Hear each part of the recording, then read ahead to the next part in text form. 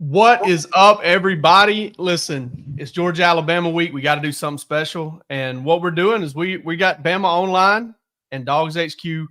We're joining forces here to kind of entertain you for a little bit, lighthearted stuff. We'll talk a little bit about the game, but we really want to get into kind of some old recruiting stories because I got my man Tim Watts down here. If you're watching, he's the one below me on the screen, and then Andrew Bone up here in the top right. If you don't know those Georgia fans, and obviously I'm Jake Rowe, and it's Rusty Mansell down here in the bottom right. I say obviously I'm Jake Rowe, like everybody knows who I am. And I'm probably the least good at my job as anybody on the screen right now. But glad to have everybody here. And, Tim, this Georgia-Alabama game, this rivalry, it started on the recruiting trail even before Kirby Smart, I feel like, was even became the head coach at Georgia, that they've been battling for recruits, and we've all got memories of that stuff. You got one that kind of stands out to you that maybe Alabama won over the years against Georgia? And I think Derrick Henry starts the discussion, but I mean, this goes a long way back. Like I told Alabama fans when Kirby got to Georgia, and Rusty already knew this, and Georgia fans knew it, but Kirby's so competitive. Like nobody wanted to beat Georgia more than Kirby when he was at Alabama, and that was recruiting and, playing. He's just a competitive dude. So when he went to Georgia, wanted to beat Alabama, I think it maybe caught some Alabama fans off guard a little bit because he's so competitive, but no, we knew that was coming in. I mean, I think Derrick's the one that jumps out. The storylines are so immense with some of these flips, but Derrick's always been that one because he was such a game changer and such a freaky type player. Jake's on mute. This is a normal thing we do. Jake, this is how we like. I muted Jake for the I make a lot of noise. I make a lot of noise that I just don't think people care to hear. So I try to get myself out of here. I try not to talk if I can help it. But Rusty, what about one that Georgia won? Which one stands out to you? I mean, I guess I'll say Jake Fromm because it wound up being such a big deal. The season he had and getting them to, even you can go the whole storylines. I mean, Alabama was starting to move toward Tua with the Jake Fromm deal. I think immediately kind of turned toward Kirby when he went to Georgia, and they wound up winning a lot of football games. The Notre Dame game, the Oklahoma Rose Bowl game, all those kind of games with Jake Fromm kind of set a path for Georgia, and got close there late in the national championship game against Alabama, ironically, but that was a big deal because I don't know where Georgia would have been without Jake Fromm, especially the 17 and 18 season, and kind of setting the pathway of what Georgia succeeded the next couple of years after that. But that wound up being a big deal. I think it worked out good for both schools. It's one of those deals. But for Jake Fromm to decommit and come to Georgia, it wound up being a real big deal for Kirby in particular. So, Tim, you mentioned this, and I'm sure Andrew's got a take on it too, just that kind of chain of events, that whole Jake Fromm thing. So, I mean, I know it's been talked about a little bit, but it seems like there's just more than Jake Fromm and Tua. I mean, honestly, and you know how much I love movies and shows, but if that played out in a movie, I would never believe. Jeremy Pruitt's fired, Kirby's hired, Jake Fromm goes to Georgia. Pruitt comes to Bama, Smitty comes to Bama, they end up with 2, and then 2nd and 26 happens. There's no way I'm watching that movie and I'm thinking, man, whoever wrote this just doesn't follow college football. He doesn't know how that works. And the dominoes that fell, and again, Jake Fromm had a great career at Georgia. I mean, he had won a lot of football games. 2 was obviously a guy that everyone, watched and knew about. He sent the world he set the world on fire for a while. He's one of the biggest impact. That 2nd and 26, I mean, next thing I know, he's playing ukulele and his flip-flops on every station, We just went from the backup quarterback to the hero. So the moment was so big, I don't know if we believe it other than we actually witnessed and it was real. Yeah, for sure. I witnessed it. Trust me. And I'll tell you this, and those people, like I've told Bama fans, I love Rusty regardless and Jake. They're good friends of mine, but Smitty caught that touchdown pass, and Rusty Mansell had sent me pictures within 3 minutes. 3 minutes, he had texted me pictures of that catch. Good pictures, 5 or 6 of them. I don't even know how you had Wi-Fi. I would have gave it to you in a minute, but I didn't have Wi-Fi on the floor. But I'm literally standing. I'm literally on the 2 in that picture, and I'm sitting there watching the play, and I was like, wait a minute. This guy's open. Like my peripheral vision is like, this dude's open, and I'm like, what the? bam, game. I was like, I got to Rusty watch these pictures. Rusty sent me those pictures, then said, "F you, don't talk to me for a week." I must add that, but he sent them pictures with the quickness, so a lot of respect for him there. Yeah. Andrew, you go way back too. You and I worked together at Rivals like 10 years ago, and obviously we talked about a lot of recruitments, and Alabama was winning a lot of those. Then Georgia would get one in every now and then. Any one of them kind of stand out to you wild ones? Wild ones. I think you look back at one guy that did not go to Alabama or to Georgia was Eric Gilbert. I mean, I think that was probably one of the wildest recruitments that any of us have ever seen. I mean, everyone was thinking he was going to Alabama the day of his announcement. Georgia was certainly a top contender, and obviously ended up getting him for a little bit down the road. But that was probably the craziest moment, because I remember talking to Shea Dixon, those guys down at LSU, and they were not expecting Eric Gilbert to commit to LSU that day. Check in, hey, any chance? Nope, not going here. Yeah. And then and then he announces for LSU, and everybody in the country was just stunned. So it was kind of outside of the Alabama Georgia battles, but that was a kid that I'll never forget that particular announcement.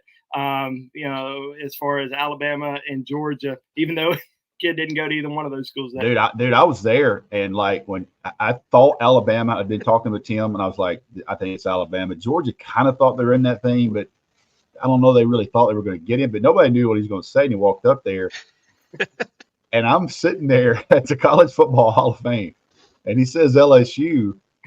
And everybody's looking around waiting for him to throw a hat or rip a jersey off or something. And they start hugging and clapping. And Mom didn't have anything on purple or, any LSU colors. And I was like, this dude just went to LSU. And I love Shea Dixon to death. I called Shea Dixon guy, and I said, Shea, Eric Gilbert just went to LSU. Oh, you're kidding me. I said, get your ass up and write a story. This guy just went to LSU. Here's the interview. And I feel like we need to bring Shea on here for like 3 seconds just to kind of let people kind of feel him out and understand what that probably was like. Shea would be like, I told y'all he was going to LSU. Shea told me that one of the kids in the office had to run out. He said they were practicing. He had to come out screaming, "We got Eric Gilbert!" They didn't know. Coach O was like, "What?" Coach O said, "What happened?" Dude. Man, y'all should have seen me and Rusty. I mean, this was recently. We're like, hey, we're going to do a CJ Wiley live announcement deal. We're going to do one of these things that we're doing right now live. Oh, we did. And y'all, my guys, I had to go suffer with you. Ooh, Lord. I mean, we were kind of prepared to talk if he had chosen LSU a little bit, but then he chooses Florida State. We're kind of like, well, it's another one. Good luck. I was waiting for him to pull something off, That was kind of crazy, guys. Georgia didn't get CJ Wiley. They'll keep recruiting him. We'll see y'all later. Hey, and it was just we shut it down on like 1,500 people. It's like, all right, guys, last call, lights out here. I was like, we didn't know what to say. We got to get out of here. We got to get out of here. For sure. KJ Bolton the first time last year when he picked Florida State. Yes. I'm in there, and I kind of knew Watts laughs now that I say this, but first sign was I walk in, there's like 9 riders from Tallahassee there on a Saturday night in Buford, Georgia. I was like, they got a better chance than people think they do. Yeah, I think it was on like August 5th too, so it's not like anybody's trying to be anywhere. Yeah, man, it was wild. I had a young guy covering a kid up north that was committing, and he walked in and he texted me and he said, "Hey, they've got an Auburn cake here. You think that means anything?" I'm like, well, Jake Russo full of crimson.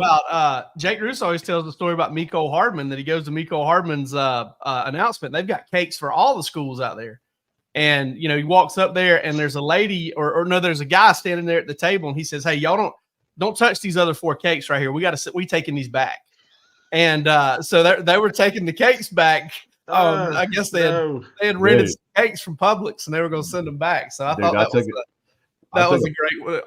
I took a picture of that cake that day, and they didn't have Georgia on it, and I picked up 1,000 Michigan followers. I'm telling you right now, it was the craziest thing I've ever seen in my entire. I've never picked up any. I picked up 1,000 Michigan followers in one day. Of course, I got a bunch of unfollows the next day, but I was like, what the heck is going on? I took a picture of the cake. Didn't have a Georgia on there, and I knew he was going to Georgia. And I was like, okay. And that's like Y'all remember when they started putting those hats out on the table, and 4 of them would have the tag, and one had the sweat ring around it. You know what I mean? And, Yeah. Or they had those cheap starter ones, and one had a velvet of the other school. You're like, oh, I don't feel good. Hey, I went to an announcement one time, and the kid told me before the announcement, he gave me the commitment story, got quotes and everything. Go to the announcement. It was somewhere in North Alabama. We get there, and all I see I see like 6 or 7 other Alabama guys, not team site guys, but AL.com, places like that. Local reporters, knew all of them, all Alabama fans or Alabama reporters. So we go up there. Kid comes out, announces his commitment. He goes, I'm going to commit to the University of Auburn. Oh, man. Oh. Everybody thought it was a joke. Everybody just like, okay. Yeah. And I thought it was a joke too, because he had given me the quotes today. And he was like, any questions? And nobody said anything because they were waiting for the punchline. And then he just walked off the stage, and that was it. I ended up going up and interviewing him afterwards, but there was a backdrop, and behind the backdrop, there was this huge banner that said, congratulate, and his name was Spencer. And it says, congratulations, Spencer, roll tide on the banner behind, because it was that was painful. It was like our photographer was there. That was painful. I was in New Orleans. He quit right after signing day. Yeah. And it was so awkward. But I did that for Nakobe Dean. The entire Georgia beat drove to Huntsville, Alabama. And everybody thought he was going to Georgia. There was an old coach from Georgia that was on his staff. You're not Nakobe Dean, Monty Rice. Monty Rice, sorry, Monty Rice. Monty Rice drove all the way to see Monty Rice, and God, I'm getting old. And over in Huntsville, and Monty, he'd given us quotes. He was going to Georgia, and he picks LSU, and everybody. I mean, there's not one person from LSU there. Here I am again sending damn Shea Dixon quotes and stories. He's like, I appreciate you, man. So I sent in some stories and all that.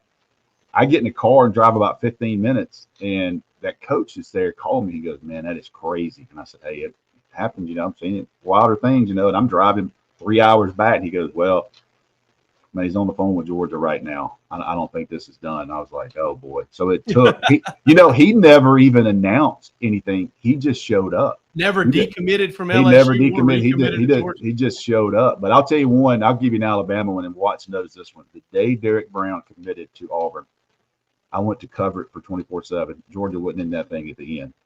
And everybody felt like Auburn was the lead. I walk up and sit down, and I'm there real early because I'm always paranoid about Wi-Fi and signal and all that. And I was going to try to go live. It was even though it was on ESPN, we were going to go live for 24/7 at the time. And I see Derek Brown get up, and he's literally pacing outside the door, and he's on the phone. And I can tell the conversation he's having it's a serious conversation. I mean, he is walking back and forth.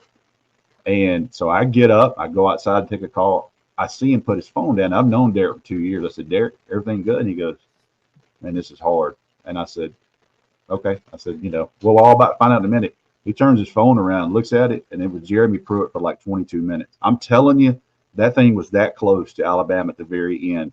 And when he sit down, like that was literally 1 minute before he was about to announce. I mean, the entire auditorium was there, and he was on the phone with Alabama the last 15, 20 minutes right before that. That thing was a lot closer than people ever thought at the very end. And if we report it, they think we're building drama. Not so much now. Dude, I witnessed that. Now fans know there's a lot of drama, but shoot, 5 or 6, maybe 7 years ago, it was, hey guys, this is swinging. Oh, you're trying to get clicks. The internet. You got to click anyways. You know what I mean? And then if it gets slow, for a bit, it's like, hey, sometimes we just want to hear a rumor. We just want to hear, and I'm like, hey, come on now. Like you can't get us for trying to build drama. Sometimes it's really, really close. And I know that fans will be interested in knowing that. Look, the behind the scenes stuff. People are new to recruiting. Yes. Well, the behind the scenes stuff's like Greg Reed. Y'all remember Greg Reed? Oh, that was God. brutal. Ooh. That was brutal. This guy went on the radio. I don't even know if it was ever recorded. It was live radio, but he said, I'm sorry, Alabama's going to be so mad. I mean, that just was a mess. That kid just was bullied, I guess is the best way to put it, to end up with, not going to Alabama. And it wasn't about Alabama. It's about going somewhere else. But, we cover that and the stuff changes, and it's not we're blind, or it's not, And if I us remember against- correctly, his recruitment was like a 3-month recruitment too. Like he kind of he had kind a of good year. overcame the size issues as a senior, and then everybody was like right in there on Yeah. the very end. Dude, he was That was good, a strong FSU school though at the time. I think the head coach was a big FSU guy. They all went to FSU. Coach Yeah, so McPherson, that was huge. He was huge. I felt bad. The kid literally apologized on the radio afterwards. He said, "I'm sorry, Alabama's going to be mad."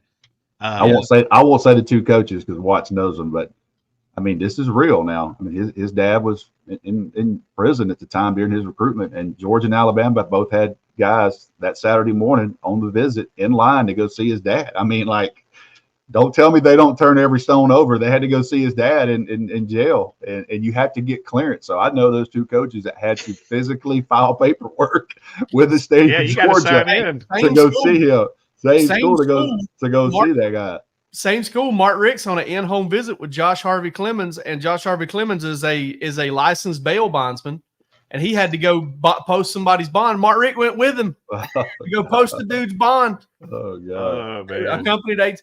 My favorite recruitment of all time is always going to be Ruben Foster, because there wasn't a Georgia outlet out there that didn't have a video of Ruben flipping to Georgia. Yeah, but about 5 schools had a video of that. But here's the thing. Everybody knew they weren't going to use it. Everybody knew that Ruben Foster was not going to end up at Georgia. No.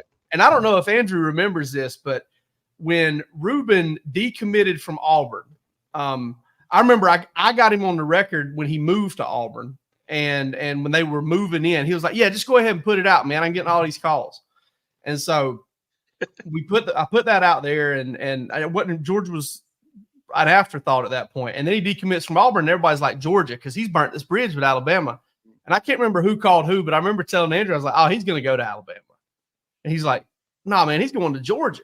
And I was like, "Dude, I'm telling you right now, this cat right here will not end up at Georgia. If he was going to end up at Georgia, he'd have committed already and shut this thing down. Like, this cat does not want to be at Georgia." He was just so different, He was a grown man. I went to see Eric Anders. Remember when Eric Anders started to be a UFC fighter? He was fighting in Birmingham up by you, Andrew, that Mountain Brook. I forget what it's called, but it's over there by Mountain Brook. So I said, not a lot's going to happen. It's Saturday night. Ruben's on a visit to Auburn, right? Alabama's not really doing much. I'm sitting there watching, and I have somebody send me a photo, and I see Alvin Kamara. Bama's got 3 running backs committed. Yeah. So it was hard to think they'll get a 4th one. Alvin had moved into the top 100, top 60 range. So I see Alvin Eaton. I'm like, holy crap, he showed up. That's huge. And the guy sent it to me. He said, "Hey, dumbass, look in the background." It was Ruben.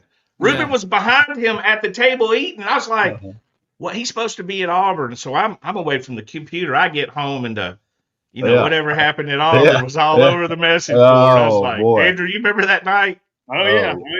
You read my story, and then you got back to your house and wrote.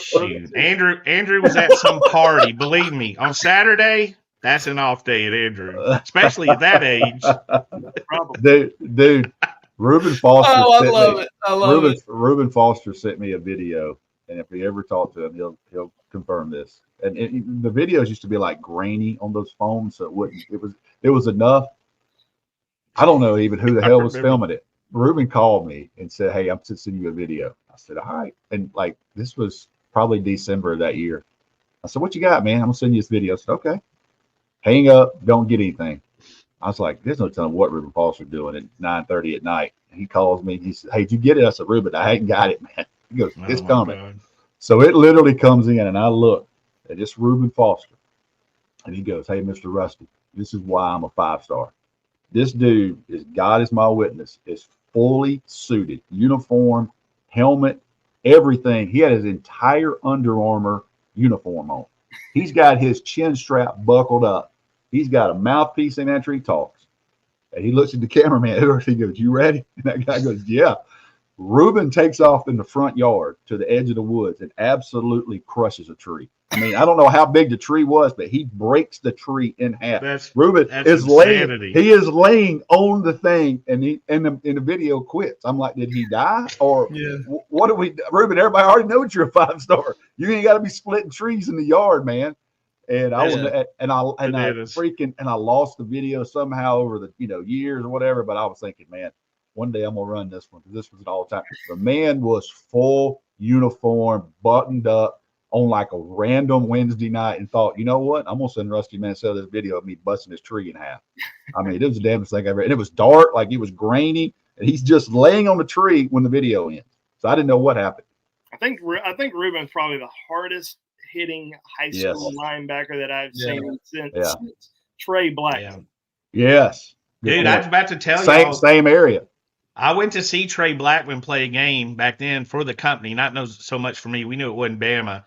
And he was lining up in a 3-point stance, and he was driving his shoulder into a tree before the game.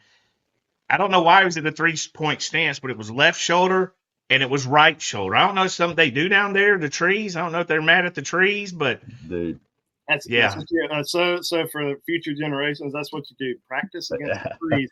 Dude. Well, you know, some people, for future generations, what you do is you go look up Trey Blackman high school highlights is what you do. Or Ruben. Do that, or Ruben, but those Trey Blackmans were different. Those were like no fear for their self. Care not. Get you going on a Monday. You know, the last Ruben thing, I'll give Chad Simmons credit. Chad Simmons went to see Isaiah Crowell play, and back then you didn't cover a freshman. You didn't even make a note. You just kind of said, "Okay, I'll cover that guy in 2 years." Ruben hit Isaiah Crowell twice in that game as a freshman, and everybody out there was like, "This dude." Everybody at Troup County was like, "I'm telling you, this is the guy." And like Chad, wrote a story on him as a freshman, and it didn't take long. He had 20-something offers like in that next June, like is going into his sophomore year, which was unheard of back then. Like everybody knew immediately, like this kid down there, and he was so fun to cover. He's such, you just talk to the guy. He was always smiling and had a good time, especially during high school. Man, he was fun.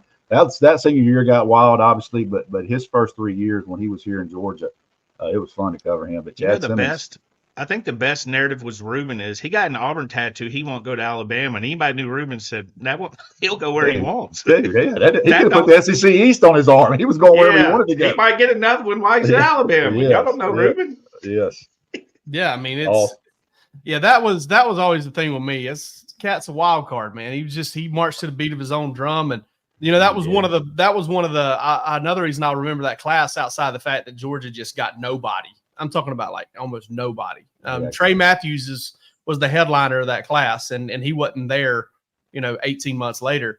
The thing I remember is the package deal between Ruben, Alvin, and Trey. And somehow, as they said that, they all ended up committed to different schools for a while, and then 2 of them did end up at the same school, and one never even really thought about going to another school until he got kicked out of school. So it was that class, man. That class did Mark Richt in at Georgia, and that class is why Kirby Smart's the head coach at Georgia at this point. I guess he would have been there, maybe done it eventually, but the timing kind of made it possible with that class for sure. Is Micole Hardman the one Pruitt was in church with when he found out he was fired? Sunday morning. Pruitt's Sunday in church morning. with the family on Sunday. Micole loved Jeremy Pruitt. He did. He loved, and Jeremy always said, like, I recruited him so well to Georgia, I can't get him to Bama. He tried to get him to flip. He tried to get him to flip to Bama. Yeah, he did. But he said, the kid would say in his interviews, "I love Jeremy Pruitt. I love him," but he wasn't going to play. He's an offensive guy. He wasn't going to play for Pruitt. Well, he came in as a defensive guy, played corner for his first year, and he lives in dog country. But Pruitt is right. Pruitt's 100% right. He sold him on. He did a good job recruiting him, and it was going to be tough to undo that. We had him at corner, Tim, at the Adidas game. He was at corner the first practice, and he looked real uncomfortable. Real uncomfortable. And I remember coming back to practice, and that was Jacob Easton's year. So Jacob Easton was tight with Micole. So Micole came back, and he's got a magnetic personality as well.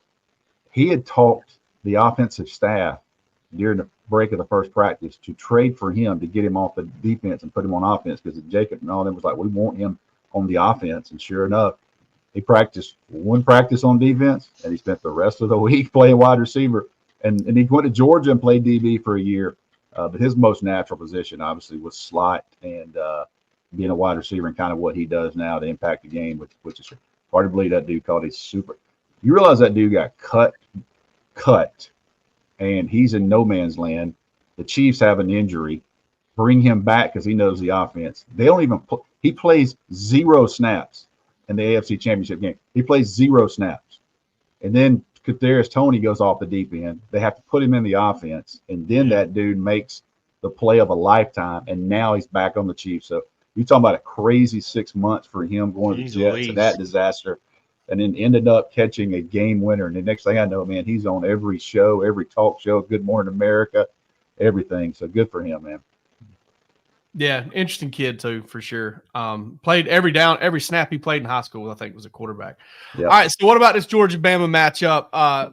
Andrew, start with you, man. All right, so let's start with this. You're on the Alabama side. You're looking. Is there anything about Georgia that concerns you based on what you've seen out of both of these teams thus far?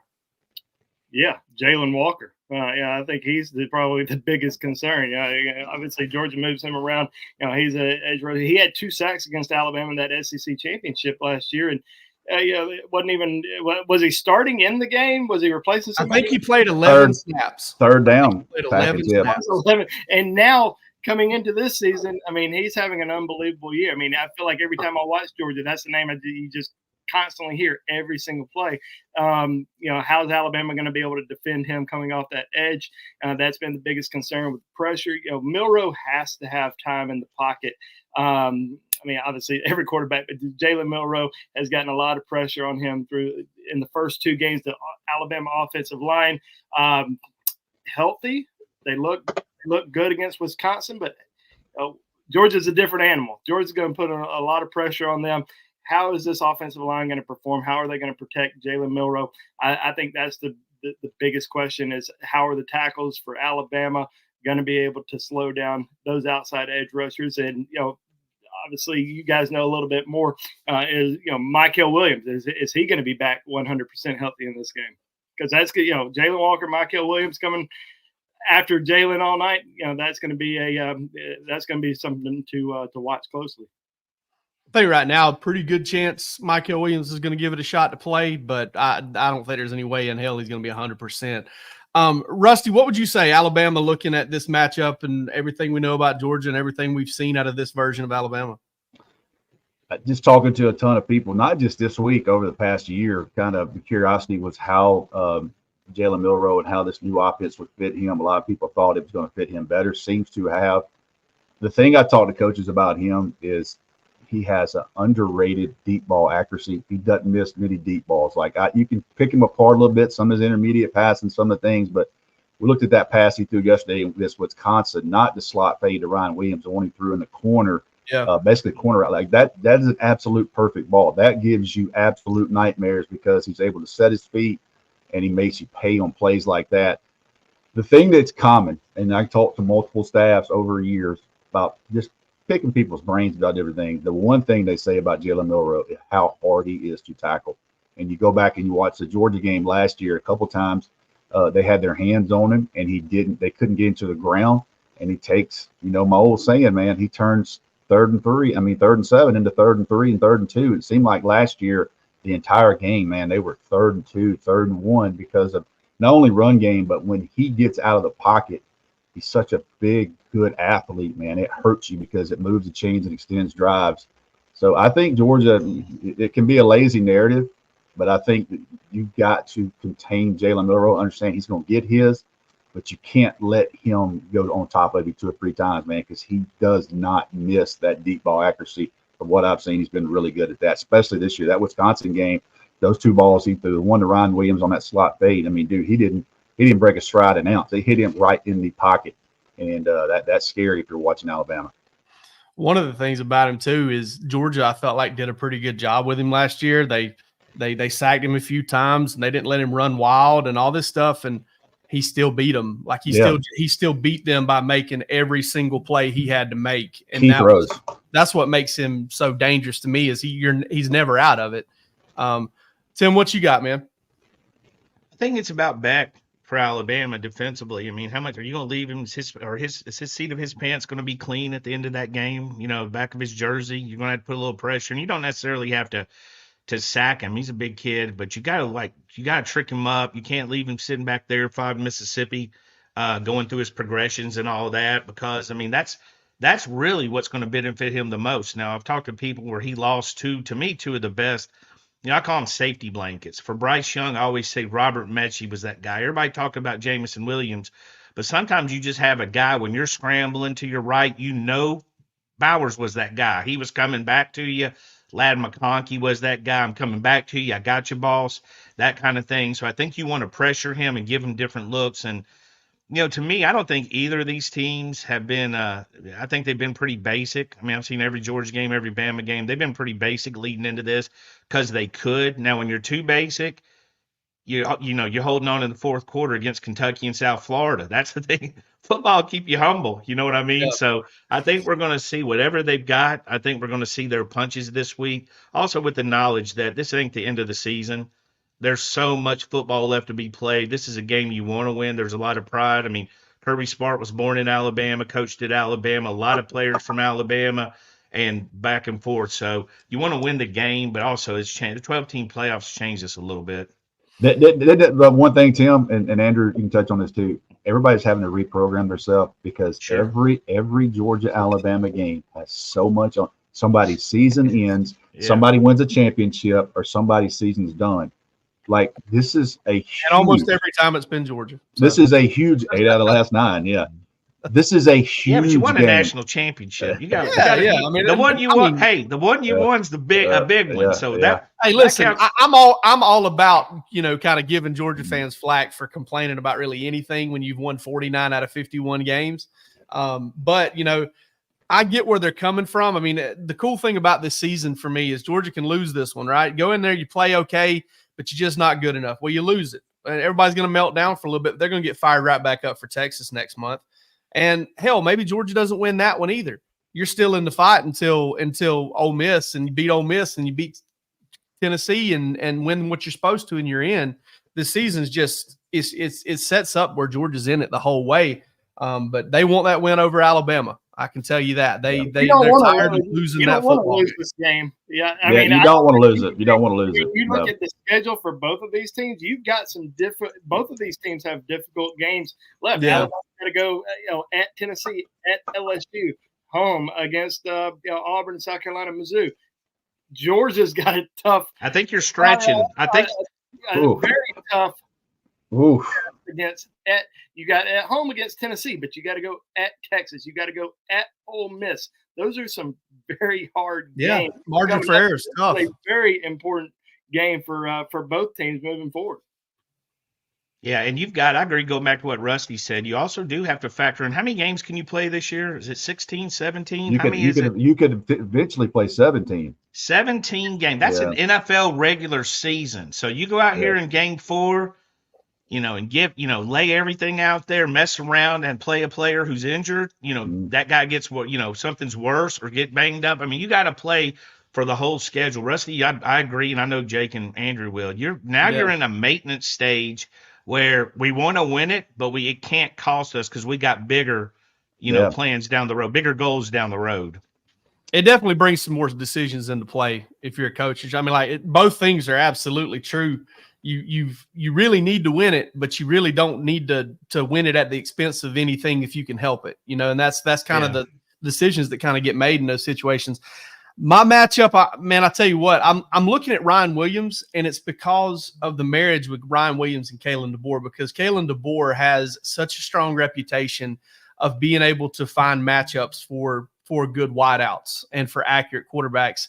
And I know that as hard as Georgia's going to do to try and not get Ryan Williams matched up man-to-man on a safety or matched up man-to-man on a star slot corner, he's probably going to get those chances. Now, what does Georgia do with those chances? Are they able to kind of snuff it out and do some things right to keep the ball from going to him, or is he going to hit them for big plays? And that to me is the matchup that kind of is going to determine whether this game is played in the 20s and 30s or whether it's going to be kind of a low scoring game, because I've had that feeling all week that I thought it was going to be kind of a lower scoring game, and maybe both teams in the high teens or low 20s. Well, I can tell you this. If Georgia scores 28, 23, 28, 24, 24, 24, they've lost every one of those. Every one of them. The one they've won, they scored 33. They've lost 24, 24, 24, 28, 23, 10, 28. They lost every one of those. It looks like 30. 30 is a number they got to get to at some point. But I'll say this, guys, before we end this thing. Or you hold them under 20. That worked that one time too. Yeah. The game like this, you got Malachi Starks, who was a 5-star. You got KJ Bolden, who was a 5-star. You got Ryan Williams, who's a 5-star. That's the football nerd part where you get to watch these guys compete. Yeah. And that's the best part of a Georgia-Alabama game. And the best thing, Tim, and you know this as well, Kirby always tries to hide something. Last year he tried to sneak Anthony Evans, and he did sneak Anthony Evans on that punt return, and then he almost got it, almost ran it back, got tackled there by the last guy. But you're not going to hold anything back. You're not going to sugarcoat anything. If you got a player that you've been trying to get in the fold, both teams have had a bye week.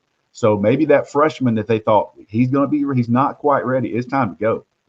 You got to have your best 22 on the field every single play, whether that works, young kid or not. So that's what's exciting to me. You don't have to answer. You don't have to worry anymore. What do we have? Both teams are going to answer a lot of questions on each other Saturday night. That's the best part of this thing without a win-loss result. I don't like the narrative where it's, if Kirby doesn't beat them now, will he ever beat them? If they do beat them, the torch is passed. I don't think Bama and Georgia's going anywhere. I think they're both. You know what I mean? I think y'all come to Athens next year. I mean, it's right back to it. Yeah, I think that this game, to me, I'm extremely excited to have a great game this early in the year. And it's not a normal game. This is a regular season game. It's been a while since they've been, in a regular season environment. So I'm excited about that. But the whole narrative of everything else is kind of played out. They both recruited at a high level. They're both successful coaching staffs. There's not, to me, if Kirby loses this and takes a lot of heat, it's going to be a disjustice. But I will say, Jake, back to your point about they want to win or they'll be upset. We cover teams that winning doesn't necessarily mean they're not upset. That's right. It ain't just winning. You got to win the first game like Alabama did against Western Kentucky. 63-0. Everything's perfect. Because anything else, they're great. Because they're used to winning. They're used to, look at the history of these programs, the successful players they've had, put them in the NFL. They expect perfection. Yeah, they do. And I'll tell you what, if your team has third quarter troubles, if you've scored 3 points in the third quarter in 3 games, these folks that we deal with, and I wouldn't deal with anybody else because I love the passion of it. It keeps me going. But they know exactly where their team's weaknesses are and where they're struggling, and they just want to see everything come together. And I know they'd love to see everything come together against Alabama. How about our board tried to pull together and buy all 22? They want the all 22 film. They were talking about, can we get together and buy the all $40,000? Yes. I said, boys, what are they going to do if they get the film? What are they going to do? They're going to break it down. They were watch it together. Yes, they were hot, dude. They were hot at the Kentucky game.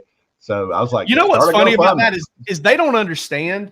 They don't understand that when these guys grade that film, when they go back and look at that film, they're looking at a call sheet with the exact call that's supposed to happen right there and any adjustments and anything else that came with it. And they're looking at it and they're grading it based off of I'm talking about looking at so much information. And we've got folks, and listen, we do it a little bit too. We just kind of point out specific plays and players and more than X's and O's. But man, you've got these people running around out there being like, look at this horrible block. And I'm like, man, you don't even know which way he was supposed to be going there. What are you doing? Let's just calm down on this. That guy will whip your ass if he finds you in person. It's just wild how critical we've gotten with the all 22. I think it makes it. I just think it's part. There's so much information now where you can see a play, and you got guys. Cole Kubelik's one. You got many guys breaking down plays on Twitter. And I love the real breakdown of the play as far as the positive aspect. Again, on the negative, you don't even know who caused the interception. Yeah. A quarterback, it looks, what does it look like when a quarterback hits a safety between the numbers? It looks like he made a terrible pass, but he's supposed to have a wide receiver there. They throw a lot of blind passes expecting you to be there. The classic examples, the pass Rusty's talking about with Milroe versus Wisconsin to Jeremy Bernard. When he threw that ball, he wasn't open. Mm-hmm. He was just getting into his break and going. He's throwing to a spot. That's what they do. So if that wide receiver's not at that spot, quarterbacks take a lot of heat for that. Let's get out of here real quick before we do. Final thoughts. Andrew, you got a final thought on this matchup, Georgia game? Yeah, I think it's going to be an outstanding game. I think it's going to be close all the way until the end. As far as a final prediction, we'll drop that on BOL later on this week. But watch his train you well, my man. hey, it's going to be fun. It's another classic Georgia-Alabama game. Can Kalen DeBoer, what's he going to be able to do with College Game Day? Trump, a lot of pressure on him in Tuscaloosa this weekend with a lot of people that are going to be watching. So I'm excited about it. Glad that it's here. That bye week seemed like it took forever. So I'm glad that bye week is out of here and we can finally get back to watching some good football. A tip jar Archibald is going to be pretty healthy here in the next couple of days. I know that. All right, Rusty, what final thought? Quick one. What are we? It's 9/25, September 25th. We can go back and revisit this one. This is the first of 2 times that Georgia and Alabama are going to play this year. We could play 3 times, right? Let's don't do that. We could play. I'm not sure the 4 of us will be friends by we the don't third need time to play. that third game. Georgia and Alabama do not need to play 3 times. Good. By the time that game kicks off, the third one, I don't know if any of us will be talking. Me and Andrew will be talking. You and Jake will be talking. The rest of it. I might be. It really just depends on me and Watts. For me and Watts, it just depends on if Braves get in the playoffs. Braves don't get in the playoffs. I got no reason to talk to the man anymore. Well, last night.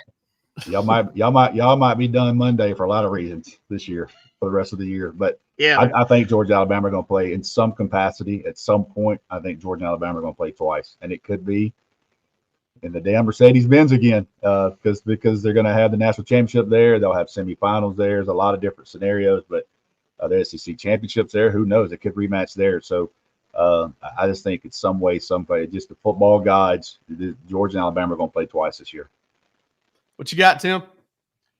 I just want to know. I feel misled being here. I was told this was the Popeye Bojangles debate, and I came in ready to swing. I've been talking about some football. We're talking about football. We talk about football instead of talking about chicken, fast food chicken. Man. So, you know what's going to happen?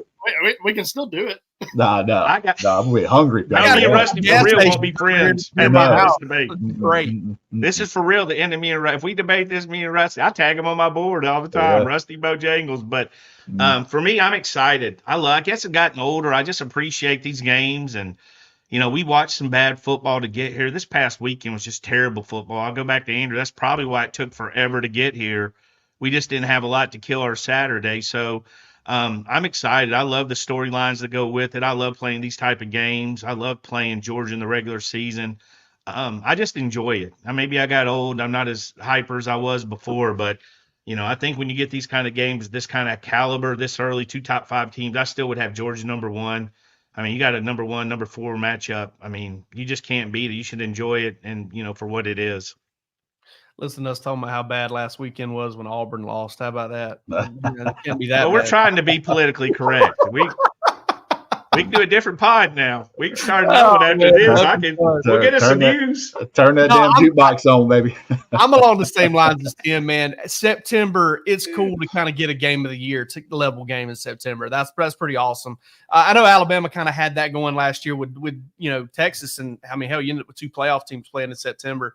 But you just don't see the league games being this important this early, and it really is a weird dichotomy that you're dealing with there. With all right, you got a lot to play for, win or lose, but really need to try and get off on the right foot here and kind of set yourself up for the rest of the season, guys. This was a lot of fun, and hopefully Rusty's right and they play again, and we'll do this again just because we want to.